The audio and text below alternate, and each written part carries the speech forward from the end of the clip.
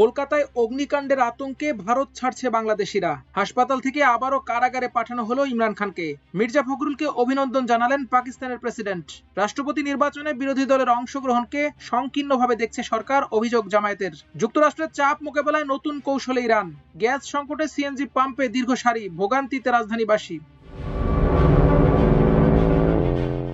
কলকাতার মির্জা গালিব স্ট্রিটের একটি বোর্ডিং হাউসে ভয়াবহ অগ্নিকাণ্ডে 7 বাংলাদেশি সহ অন্তত 9 জনের মৃত্যুর ঘটনায় পশ্চিমবঙ্গের পর্যটন খাতে নতুন করে উদ্বেগ তৈরি হয়েছে।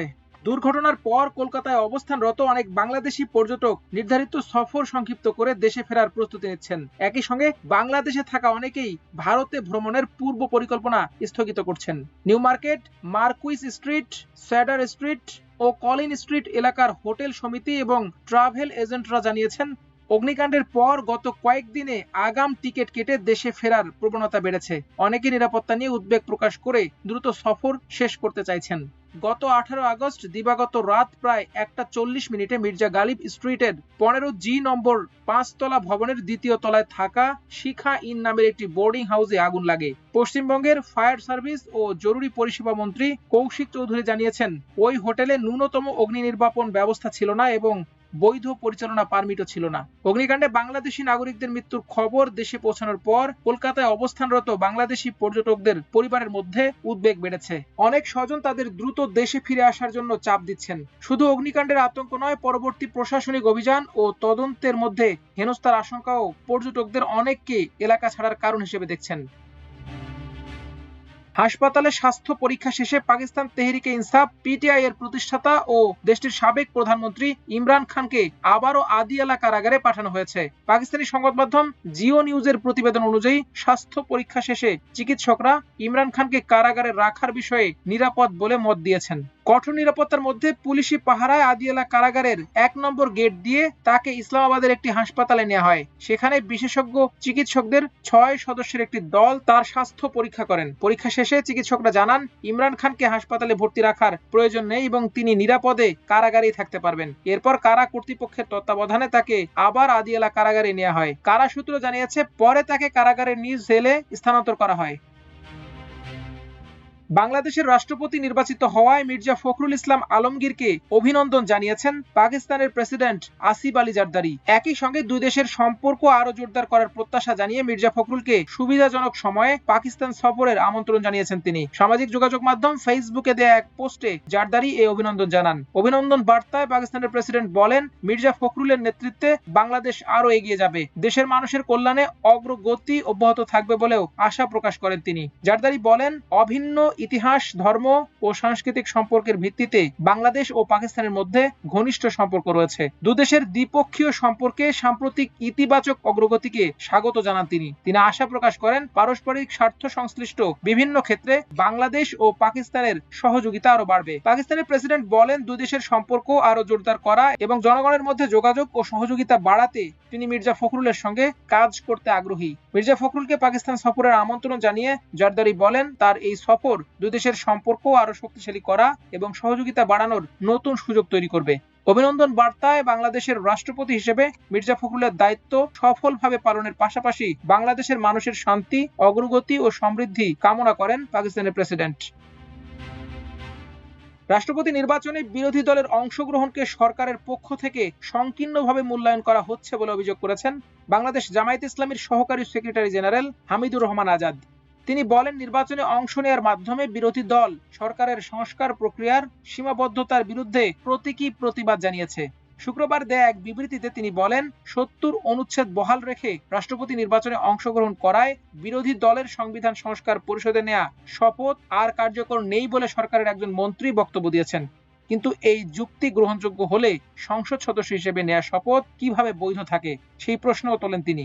কারণ 2026 সালে সাংবিধানিক প্রক্রিয়ায় কোনো সংসদ নির্বাচন অনুষ্ঠিত হয়নি। হামিদুর রহমান আজাদ বলেন, রাষ্ট্রপতি নির্বাচনে বিরোধী দলের অংশগ্রহণের বিষয়টি তাদের কাছে স্পষ্ট ছিল।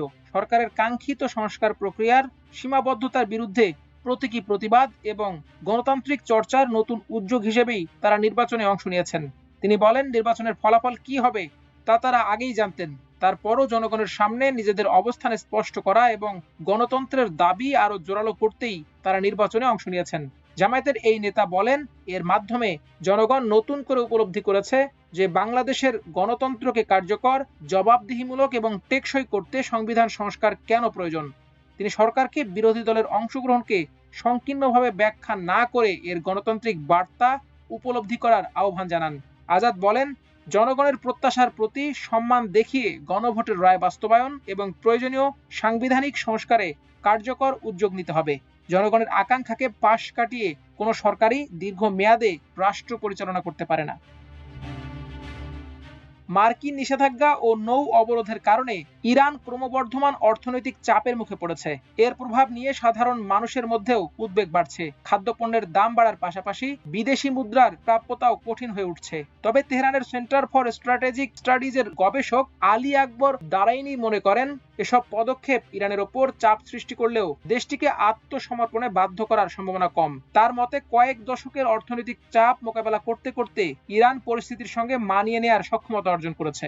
আল জাজিরাকে দেয়া এক সাক্ষাৎকারে দারাইনি বলেন, ওয়াশিংটনের কৌশলের মূল ভিত্তি হলো অর্থনৈতিক ক্ষতির মাত্রা বাড়াতে থাকলে একসময় তেহরান ছাড় দিতে বাধ্য হবে, কিন্তু ইরান তার পরিবর্তে সামরিক ও অসামরিক বিভিন্ন পদক্ষেপের সমন্বয়ে পাল্টা প্রতিক্রিয়া জানাচ্ছে। এর মধ্যে রয়েছে হরমুজ প্রণালীকে ঘিরে চাপ সৃষ্টি এবং মধ্যপ্রাচ্যের বিভিন্ন অঞ্চলে মিত্র গোষ্ঠীগুলোকে সমর্থন দেয়া। দারাইনির ভাষায়, ইরানের কৌশল অসম যুদ্ধের উপর ভিত্তি করে গড়ে উঠেছে। তার মতে, প্রচলিত সামরিক শক্তির বিচারে যুক্তরাষ্ট্রের সঙ্গে সরাসরি মোকাবেলা করা ইরানের পক্ষে সম্ভব নয়। তাই তেহরানকে ক্রমাগত নতুন কৌশল গ্রহণের পাশাপাশি সংঘাতের ভৌগোলিক পরিসরও বাড়াতে হবে। তিনি বলেন, সংঘাত ইতোমধ্যে ইরান ও পারস্য উপসাগরের সীমানা ছাড়িয়ে লেভান্ত ও লোহিত সাগর পর্যন্ত বিস্তৃত হয়েছে।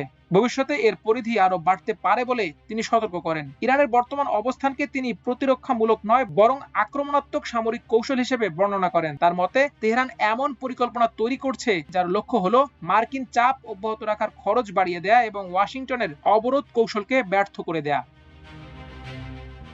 গাড়ি আছে, চালক আছেন, রাস্তায় যাত্রীও পর্যাপ্ত, কিন্তু গাড়ি চালানোর প্রধান জ্বালানি সিএনজির দেখা মিলছে না। ঢাকা শহর জুড়ে সিএনজি ফিলিং স্টেশনগুলোতে ঘন্টার পর ঘন্টা সারিবদ্ধ হয়ে দাঁড়িয়ে থাকতে হচ্ছে চালকদের। আমদানি করা এলএনজি সরবরাহ ব্যাহত হওয়ার পাশাপাশি দেখা দিয়েছে জাতীয় গ্রিডে তীব্র স্বল্পচাপ। শুক্রবার সকাল থেকেই সিএনজি ফিলিং স্টেশনগুলোতে দেখা যায় গাড়ির দীর্ঘ লাইন। প্রতিদিনের রান্নাবান্না থেকে শুরু করে সময় মতো গন্তব্যে পৌঁছানো নগরবাসীর প্রতিটি পদক্ষেপেই বাধা হয়ে দাঁড়িয়েছে এই সংকট। রাজধানীর প্রায় প্রতিটি এলাকার চিত্র এখন এমন। সংকটের আঁচ লেগেছে পরিবহন খাতেও।